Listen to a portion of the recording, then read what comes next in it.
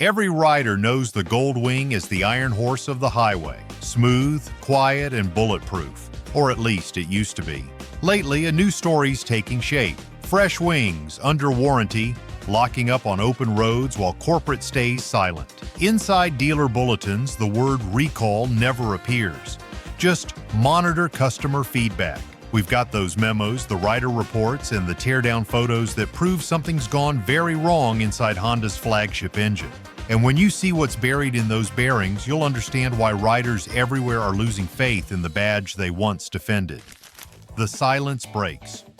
Riders began posting late-night messages on owner forums, stories that all sounded eerily alike.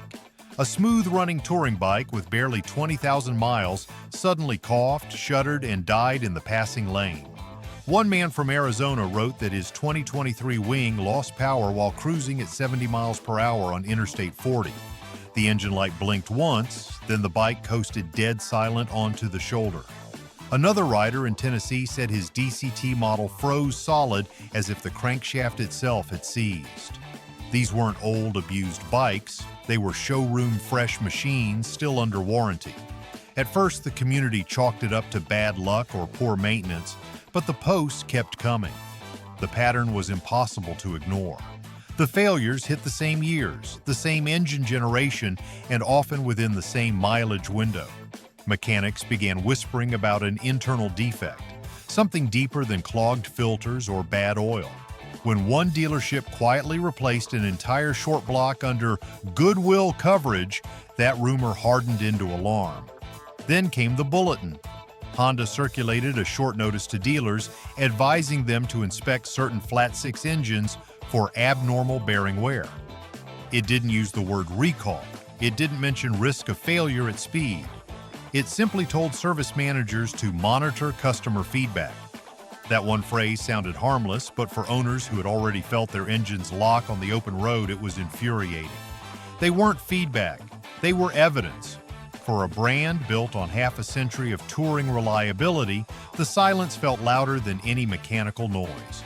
Riders wanted answers. Instead, they got form letters and hold music. But the real shock wasn't the failure, it was what Honda didn't say. Buried in paperwork. When the first leaked documents appeared online, the truth began to take shape. A handful of technicians posted screenshots of internal service bulletins labeled confidential, dealer reference only. The language was clinical. Field reports indicate potential crank journal scoring due to oil film collapse in specific production ranges. Translation: bearings were grinding themselves into dust, warranty claims were spiking. Dealers quietly filed dozens of engine replacement requests in just a few months. Owners who called customer service were told their cases would be reviewed individually, a phrase that sounded procedural but hid a pattern of denial. Every paper trail pointed to a corporate attempt to slow the damage, financially and publicly. In the fine print, a curious line appeared. Advisory applies primarily to models produced between 2021 and 2024. That narrowed it down to the latest generation, the one Honda had called its most advanced touring machine yet. The same engine riders trusted to carry them across continents was now being dissected in back rooms under fluorescent lights. A former California manager described stacks of customer care claims, not recalls, each detailing metal shavings, seized bearings, and quiet notes. Replace engine, return core. Those memos read like confessions in corporate code. As more surfaced, the truth was undeniable. A defect passed inspection, and leadership knew before riders ever did. Those memos led us to something far uglier inside the plant. If you've ever owned a Gold Wing or had to fight a dealer for the truth, hit that like button and drop your story below. Riders deserve to be heard. Inside the assembly line, behind the spotless showrooms and glossy ads, was a different world. A production line under pressure. Former employees from Honda's Kumamoto factory, where the Gold Wing is built, began speaking out. One technician, a 20-year veteran, said the line speed had doubled since the pandemic recovery phase. They wanted numbers, he explained. Every engine built faster meant one more unit shipped. But the faster we went, the less time we had to check tolerances. In high-precision engines, a fraction of a millimeter can separate perfection from disaster.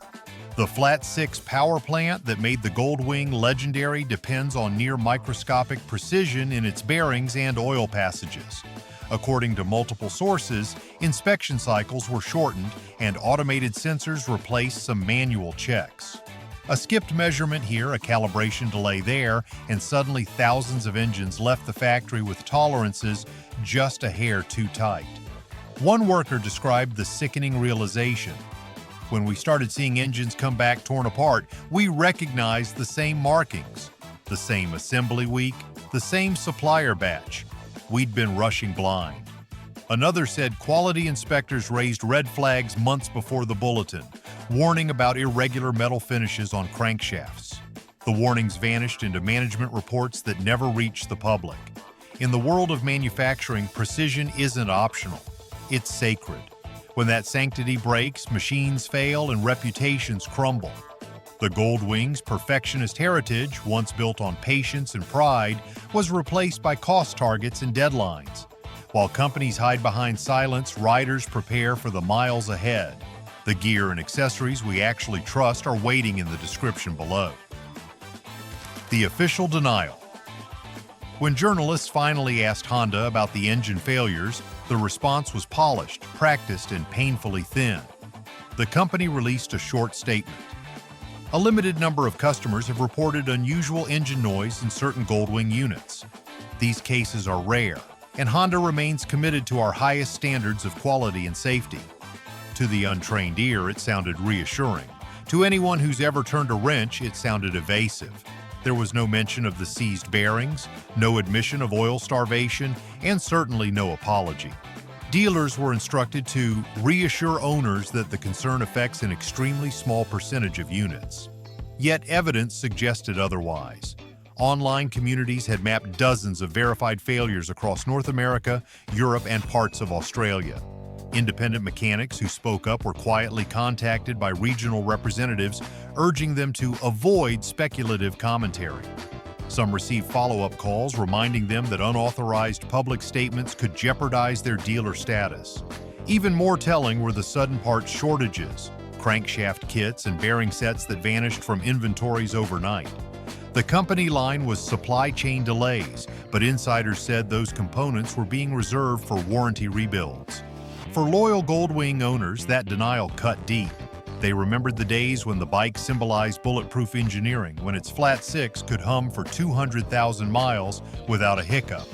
Now, the same nameplate was tangled in secrecy and silence. The words rare and isolated can only stretch so far before they break under the weight of proof. Because if these engines are truly rare failures, why are so many riders sharing the same photographs of destroyed bearings, the same oil analysis reports, and the same sinking feeling of betrayal? The teardown. The truth doesn't hide under chrome, it hides in the oil pan. When the first independent mechanics began tearing down failed Goldwing engines, the findings were nothing short of alarming. On workbenches across the country, drained oil glimmered under shop lights like black glitter. That shimmer wasn't beauty, it was metal. Tiny flakes of aluminum and bearing material floated like dust in every drained core. Each fragment told a story of friction, heat, and something deeply wrong within Honda's flagship touring engine. Technicians pulled the crankcases apart and found bearing surfaces scarred, journals scored, and oil passages clotted with metallic sludge. The damage pattern repeated like clockwork. The lower main bearings showed signs of starvation, and oil film collapsing under pressure until steel met steel. In some engines, the connecting rods had discolored from heat, proof that lubrication had failed completely. "This isn't wear," one mechanic said. "This is surgery after a heart attack." For riders who had spent decades trusting that Flat 6 hum, it was a betrayal of engineering faith. The Goldwing's name had always meant endurance, smoothness, and silence. Now, silence had turned deadly.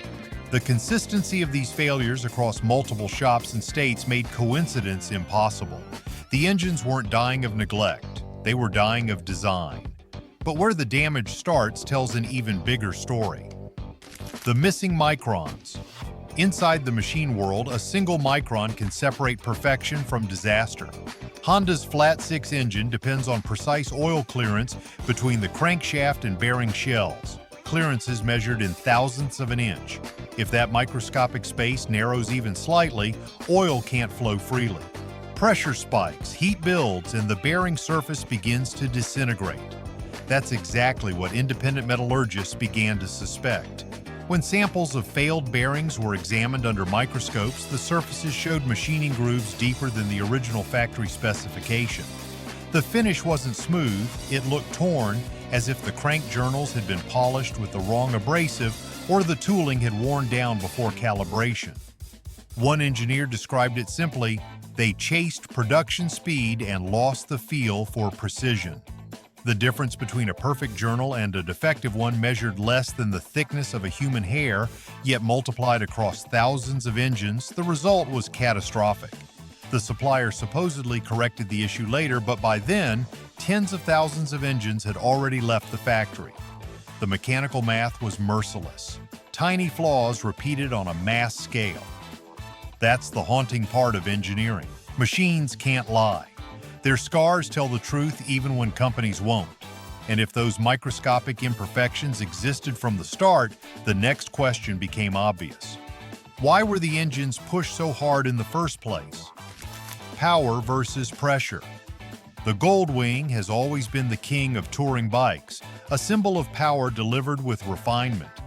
In recent years, Honda had quietly increased performance expectations, tuning the new generation for more torque, better throttle response, and smoother DCT transitions.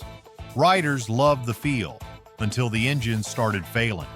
Engineers inside the company had faced a brutal equation. To make more power from the same displacement, they had to raise internal pressures. That meant hotter oil, tighter tolerances, and higher stress on every bearing surface. The flat six layout, famous for its balance, also created a challenge. Its long crankshaft had to distribute oil evenly across 6 cylinders. Under high load or rapid throttle shifts, that distribution faltered. When the pump couldn't keep up, 1 or 2 bearings, usually the middle pair, were starved first. The result wasn't immediate failure, it was slow death. The bearing material thinned, the crank began to wobble microscopically, and eventually the oil film vanished altogether. By chasing modern performance metrics, Honda had unknowingly strained the very system that made the Goldwing legendary for longevity. The engineers likely saw the warning signs, slightly elevated oil temps, minor wear patterns during testing, but management wanted smoother acceleration numbers for marketing. It was a trade that looked good on paper and lethal in practice. Power sells bikes, but pressure breaks engines, and when the pressure rose, the cost landed on the owner. The warranty shell game. When the failures grew too public to ignore, Honda issued a service recommendation rather than a recall. The solution was deceptively simple. Switch to a heavier oil grade and replace the filler cap with one labeled 0W40 instead of 10W30. Dealers were told this would enhance protection and extend durability under high-load conditions. It sounded technical and reassuring, until you looked deeper. Thicker oil can mask a clearance problem temporarily by cushioning worn surfaces, but it doesn't fix the cause. Instead, it raises resistance, lowers efficiency, and hides the grinding only until the next highway trip. Inside owner forums, technicians joke that Honda's fix was the equivalent of turning up the radio to ignore an engine knock. For many riders, the update came just after their 3-year warranty expired. Coincidence? Few believed it. A dealership mechanic revealed orders to prioritize warranty bikes while others waited. Late-year owners paid over $6,000 for rebuilds as Honda shifted costs and claimed failures happened outside coverage. The infamous oil cap became a badge of denial, a symbol of corporate optics over accountability. Riders said it best, "You can change oil weights forever, but a flawed block stays flawed. A new cap can't hide a bad block." Dealers knew it too. Dealers on the front line. When the first wave of complaints hit, it wasn't corporate executives who faced the riders, it was the dealership staff. Across the country, Goldwing service departments turned into pressure cookers. Phones rang nonstop, customers lined up at counters holding folders of receipts, and technicians wiped grease from their hands just long enough to repeat the same rehearsed phrases. "We're waiting for parts." Honda is reviewing the situation. "We understand your frustration." Every sentence felt like a shield against a storm. Service managers were caught in the middle trying to calm riders who had spent $30,000 or more on bikes that were now dead in their garages.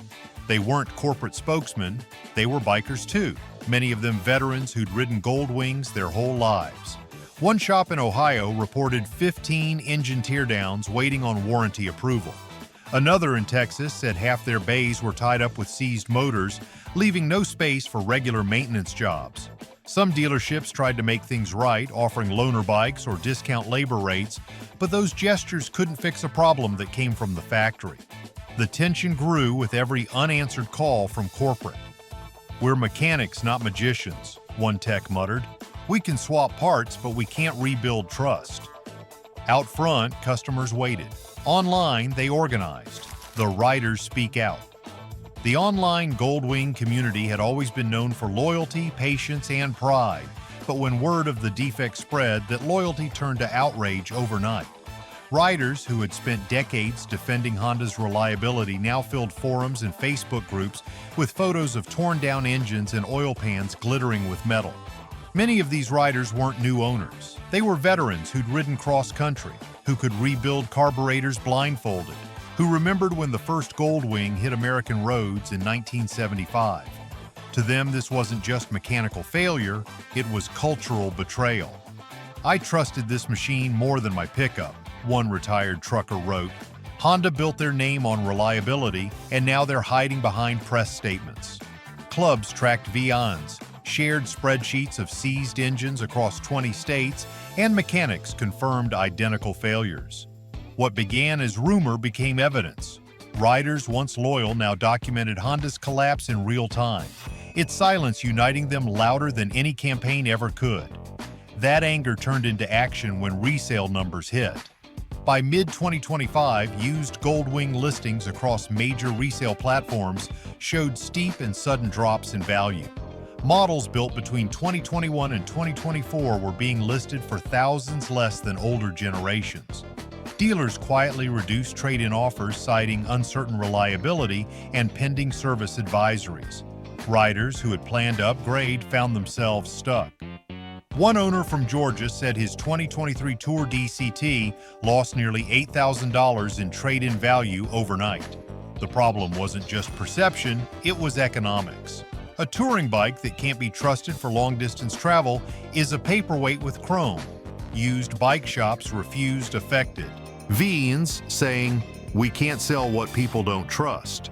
Lenders added recall clauses, turning retiree investments into losses. Even unaffected models suffered as the once bulletproof Goldwing name became a symbol of suspicion and decline. But money wasn't the only thing collapsing, it was legacy. If you want real talk, not press releases, about the bikes we ride and the companies that build them, hit subscribe. Because this Goldwing story, it's only the beginning. Cracks in the crown. For half a century, the Honda Goldwing had been the definition of dependability. It carried veterans across the country, carried couples to anniversary trips, and carried a culture built on trust and precision. The Goldwing wasn't just another touring bike, it was the crown jewel of Japanese engineering. But that crown now showed cracks deep enough to see from across the industry. At rallies and local meetups, longtime owners found themselves defending the bike they once bragged about. Others looked at their older models with renewed appreciation. Nostalgia, once a fond memory, became a refuge from disappointment. Analysts doubted the Goldwing's comeback as the scandal shattered Japan's flawless bike myth. Rivals warned that heritage means nothing without accountability. Honda's Just Works image cracked, leaving riders asking a harder question. How long does reliability last before trust runs out? The Goldwing may survive the scandal, but its myth of perfection won't. Trust once lost doesn't return with a service bulletin. It takes miles and years to earn it back. To understand how deep this cut runs, look at who's circling the brand now. competitors move in. When a giant stumbles, the rest of the field moves fast. Within weeks of the Goldwing scandal breaking, rival touring brands saw a rare opening and went straight for the heart of Honda's loyal base. Harley-Davidson dealers in the Midwest launched ride-home programs, offering trade-in bonuses for wing owners willing to switch to an ultra-limited or road glide. Yamaha quietly extended warranties on its Venture and Eluder models, promoting confidence that never quits. Even BMW Motorrad joined the push, rolling out loyalty rebates for former Honda customers. The message wasn't subtle. Where Honda appeared defensive, its competitors spoke with conviction. Advertisements featured slogans like "Miles without doubt" and "Reliability you can feel." It wasn't just marketing, it was conquest. Behind the scenes, the shift was clear. Harley touring sales rose 10%. As Honda's fell, Yamaha gained 5% from former Goldwing owners. Every competitor understood the rule. One brand's silence always becomes another's biggest opportunity. But competition wasn't the only force closing in. While dealerships hustled to convert buyers, a more powerful kind of scrutiny was already gathering momentum. The regulators knocked. The U.S. National Highway Traffic Safety Administration doesn't move quickly, but when it does, it hits hard. After receiving more than 40 detailed complaints about sudden engine failure, the agency opened a preliminary evaluation into the Goldwing's Flat 6 power plant. What began as a quiet data collection soon expanded into a full-scale engineering analysis. Inspectors requested internal documents, production logs, and oil test results from Honda's North American division. At first, the company cooperated, providing sanitized reports that emphasized rare occurrences and non-critical anomalies. But investigators weren't convinced. They compared field data from dealerships, warranty claims, and consumer forums, discovering a pattern of identical failure points across multiple continents. Japan's Ministry of Land, Infrastructure, Transport, and Tourism soon launched its own inquiry, coordinating findings with European regulators. The pressure was no longer regional, it was global. The timing couldn't have been worse. Already handling an auto recall, Honda now faced global motorcycle scrutiny. Regulators shifted from inquiry to blame. Internally, executives scrambled to form review committees and crisis teams. Externally, the message remained corporate calm, but riders could feel the tension mounting. And inside Honda's own plants, the tension boiled over. Inside the plant aftermath. In the weeks following the investigations, Honda's Kumamoto factory, home of the Goldwing, entered a period of silent chaos. Workers who had once been praised for hitting production targets were now questioned about every skipped inspection, every tool recalibration, every missing report. The culture of precision that had defined the plant for decades was being rebuilt from the ground up. For some workers, the change brought shame, for others, relief. "We knew something wasn't right," one assembly technician said. "They told us to keep the pace, but we could see the wear on the parts before they even left the floor." Quality control teams were retrained, torque wrenches recalibrated, and suppliers ordered to meet stricter finishing standards. Honda even invited independent inspectors to verify compliance, a rare gesture for a company that typically guards its processes like state secrets. Rebuilding factory confidence was only half the fight. Workers fixed tolerances and suppliers but couldn't mend trust with distant riders. Many felt frustrated, saying Honda's response came too late. Factories can stop, recalibrate, and restart. Trust isn't built that way. It has to be earned back on the open road, 1 mile at a time. But for riders, the fix isn't in Japan. It's in their garage. The road ahead. In the aftermath of the scandal, the open road looks a little different for the Goldwing faithful. For decades, the bike represented the ultimate long-haul partner. A machine you could trust from sunrise to sunset, from Florida beaches to Montana plains. Now, that faith has been fractured. Riders still love the comfort, the power, and the design, but a quiet doubt lingers every time they twist the throttle. Some owners have chosen to keep their bikes, insisting that regular oil changes and careful monitoring will outlast the defect. Others have sworn off the brand entirely, trading in their wings for machines they hope will restore peace of mind. What unites them is the sense of loss, not just financial, but emotional. The Goldwing wasn't supposed to let them down, it was supposed to be the one machine that never did. Industry insiders say the scandal will reshape touring for years. Honda must rebuild trust through a full redesign and stronger engines. As executives plan recovery, riders on American highways still check oil, listen for knocks, and hope their next mile feels familiar again. Maybe this isn't just about Honda. Maybe it's about every company that forgets who keeps them alive. Riders like you and me. The Goldwing earned its name through precision and patience, but both got lost somewhere along the assembly line. If you've owned one, worked on one, or watched one fail, drop your story below. Let's build a real record rider to rider. Hit that like if you believe truth matters more than marketing, and subscribe so you don't miss the next deep dive.